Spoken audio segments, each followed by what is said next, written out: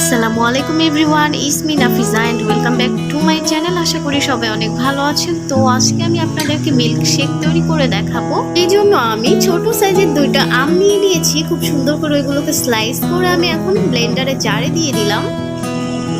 আর এখানে আমি দিয়ে দিব জাল করা দুধ। দুধটাকে আমি ভালো করে জাল করে নিয়েছি। আর জাল করার সময় আমি পরিমাণ মতো চিনি দিয়ে দিয়েছিলাম।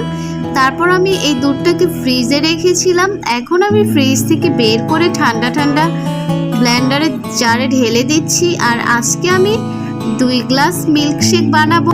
আপনারা আপনাদের পরিমাণ মতো সব কিছু দিয়ে দিবেন। এখন আমি আমার ব্লেন্ডারের সুইচটা অন করে দিব। ওয়াও, দেখেন কি সুন্দর, তাই না? দেখতেই ভালো লাগছে, মানে দেখলেই খেতে ইচ্ছে করে, তাই না? আর সিরিয়াসলি অসম্ভব মজা এই ম্যাঙ্গো মিল্কশেকটা।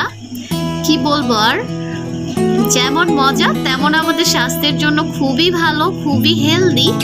আর আপনারা যদি এটা ইফতারের সময় 1 গ্লাস খেতে পারেন অনেক ভালো হবে। এই 1 গ্লাস মিল্কশেক থেকে আমরা ভিটামিন, মিনারেল, প্রোটিন পর্যাপ্ত পরিমাণে পাবো। তো অবশ্যই আপনারা বাসায় একবার হলেও ট্রাই করবেন। আমার ভিডিওটা যদি আপনাদের ভালো লেগে থাকে প্লিজ একটা লাইক অবশ্যই করবেন আর আমার চ্যানেলটাকে সাবস্ক্রাইব করবেন। আল্লাহ হাফেজ।